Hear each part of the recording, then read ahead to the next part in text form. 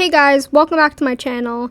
But this video is different. You're not allowed to tell anyone about this video. You must keep it secret so I can be underground, niche, and super cool and perpetually get 15 views all my life, never get a play button of the sorts ever, and just have my whole quote-unquote career fail before I can even cancel myself on Twitter. See, that was my impression of what I would sound like if I was just someone gatekeeping my channel. Just sounds like someone trying to prevent their favorite creator trying to get popular from actually, getting popular, right? That is almost exactly what it is. But that's what the script says, but I think it's actually exactly what it is. It's just exactly what it is.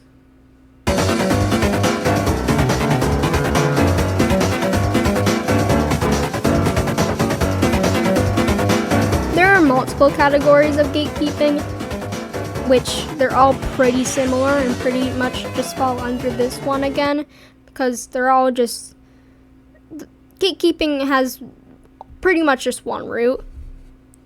But the first one I'll be talking about is not wanting to be mainstream. Honestly, being mainstream is not as bad as it may seem. You get to like things and be a part of a community. Your fandom is just practically a desert with maybe a tumbleweed rolling on the ground and some cactuses. You may not be in luck. And if that's for you, you feel special, go on. Do that, I guess. I don't care and I don't make any of your decisions. But sharing interests is how you find a like-minded people and how people find media they truly love.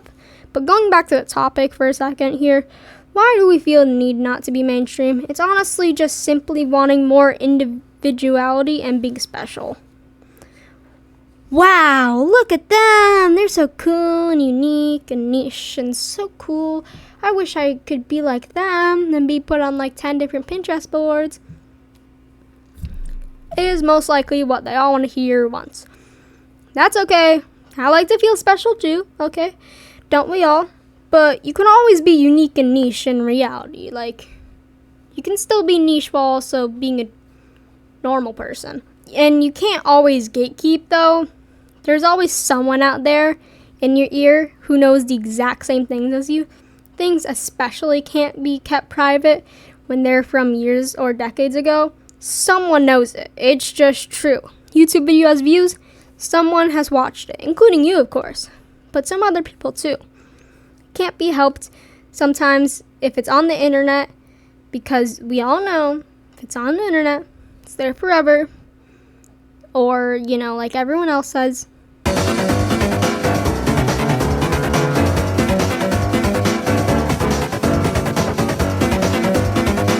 Oh no! It got TikTokified.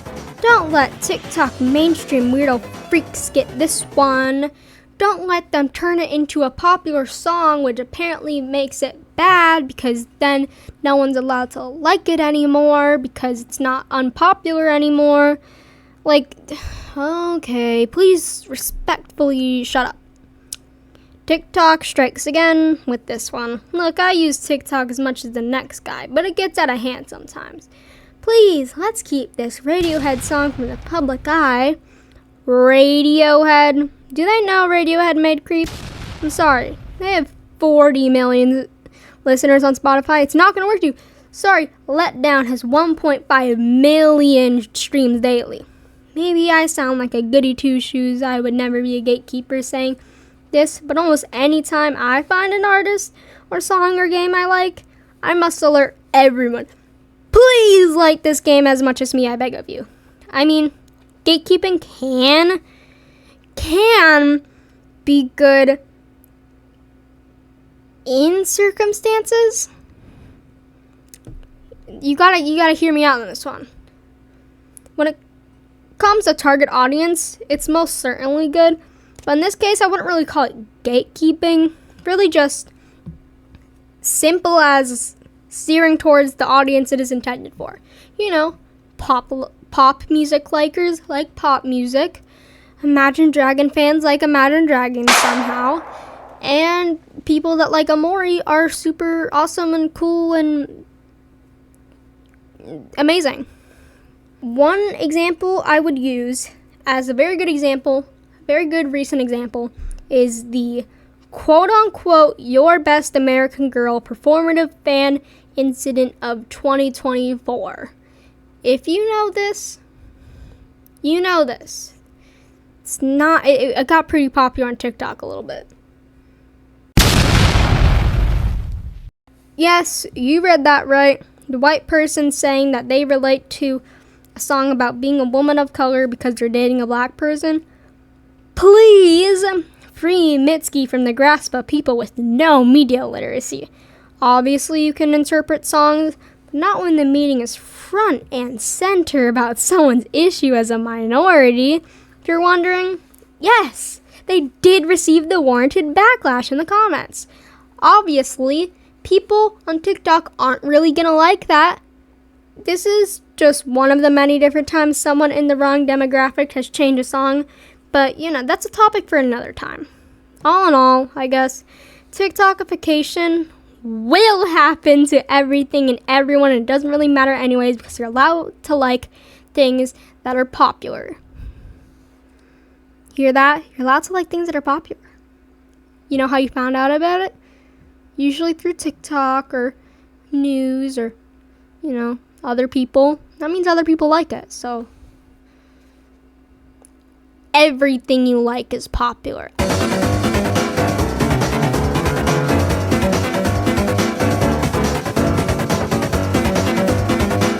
Look, I think we all know about this topic.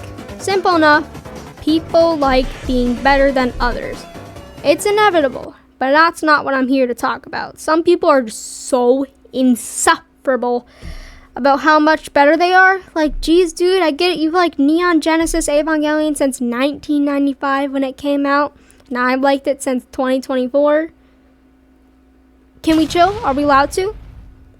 Fandom spaces aren't fun anymore if the whole fandom is against each other. Especially not for new fans. You're just like, not allowed to like anything if you haven't been a fan since 200 BCE. Like, no, you're a poser Shakespeare fan. You haven't liked him since 1500s like me.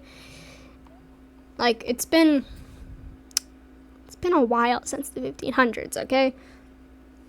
It's like companies saying you need experience to work your first job. Like, yeah, you need 5 years experience at Taco Bell to work at Pizza Hut. Like, well, then you need 5 years experience at McDonald's to work at Pizza Hut. But then, like, what? It just makes being in a fandom so much worse. Like, we're supposed to be nice and friendly and relate to like the same media, not just bashing everyone in the fandom. Like, can we please have fandom spaces be normal? I mean, obviously not. Have you seen, like, a lot of fandoms? I'll just name a few. Homestuck and Hazard. Heck, even My Little Pony. Actually, that's very well known. But going back to topic, maybe I'm just trying to make this video lengthier because I thought this was going to be lengthier in my head. Don't question me. You're watching the video. You've gotten to this long. Don't ask. Like, please, can fandom spaces just be normal? Please. We're supposed to be encouraging and just be, kind. Basic human moral decency. Can you believe it? I do this, but I don't have a superiority complex. I just think that people that just joined the fandom are stupid and they're new gen. They're just so... I'm better because I've known this thing since I was a little itty bitty 2-year-old. Sorry to break the news to you, but you're not too far off from it, broski. Yes, you. Yes, you.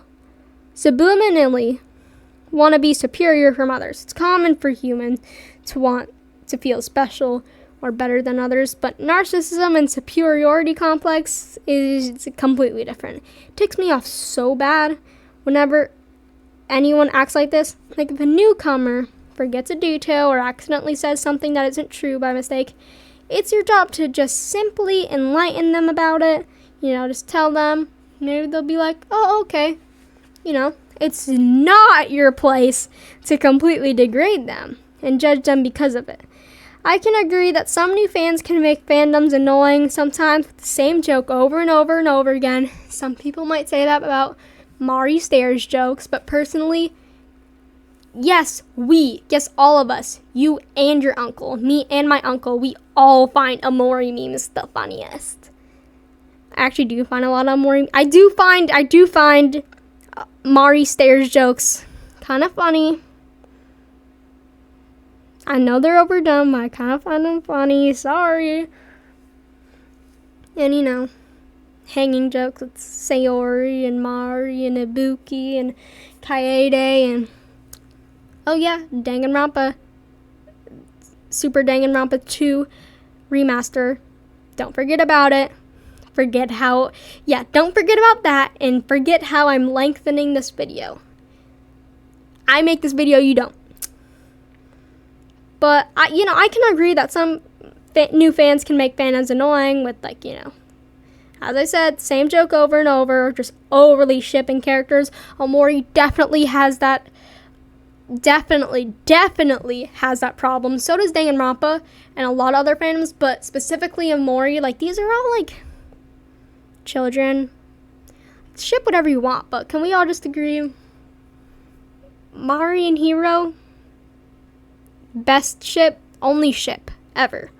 Only ship ever. There's no other ships. But, it's just so discouraging to join fandoms if you're just relentlessly bullying people. It just makes people scared to even be a part of a fandom. Why can't fandom spaces just welcome people? But honestly, there are some fandoms that are normal sometimes, but then also sometimes they can be absolute weirdo freaks. But, I can't help you on that. I think some fandoms I'm in, they're a little weirdo freaks. That's okay, I guess, if they're not problematic.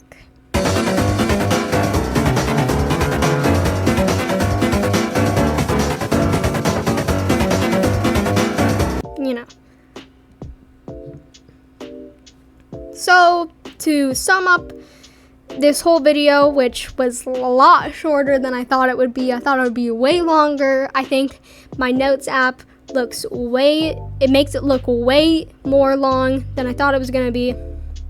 Just don't be an absolute dirtbag to everyone and you'll be fine. No one will hate you if you don't have to constantly prove that no one should like the same things as you and that you're so much better than everyone else because you're a gatekeeping little loser. Okay, that might be a little mean, but, whatever. Well, anyways, that's it, and I hope you guys enjoyed this video. All the knowledge of a dumb little kid. JK, I'm not a little kid, but I'll never expose my age until I do, and you're like, well, you've been a young child. I've been a young child, I've been an older child. But, see ya!